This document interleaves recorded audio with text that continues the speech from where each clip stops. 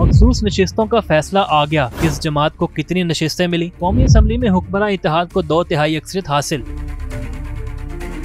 मखसूस नशिस्तों से मुतालिक आईनी बेंच के फैसले के बाद कौमी असम्बली की 22 और सूबाई असम्बलियों की 55 नशिस्तें हुकूमती इत्तेहाद को मिल गयी। सुप्रीम कोर्ट की जानिब से 77 मखसूस नशिस्तों का फैसला आने के बाद हुकूमती इत्तेहाद की कौमी और सूबाई असम्बलियों में पोजीशन मजीद मुस्तहकम हो गई। कौमी असम्बली में इजाफी नशिस्तें मिलने से हुक्मरान इत्तेहाद को 2/3 अक्सरियत हासिल हो गई है। हुक्मरान इत्तेहाद को 237 अरकान की हमायत हासिल हो गई है। कौमी असम्बली में मुमकिना तौर पर नून लीग को 15, पीपल्स पार्टी को 4 इजाफी नशिस्तें मिली, जिसके बाद मुस्लिम लीग नून के अरकान की तादाद 124 और पीपल्स पार्टी के 74 अरकान होंगे। हुकूमती इत्तेहाद MQM को 22, मुस्लिम लीग को 5, IPP 4, मुस्लिम लीग ज़िया, BAP, नेशनल पार्टी के 1-1 जबकि 4 आज़ाद उम्मीदवारों की हमायत हासिल है।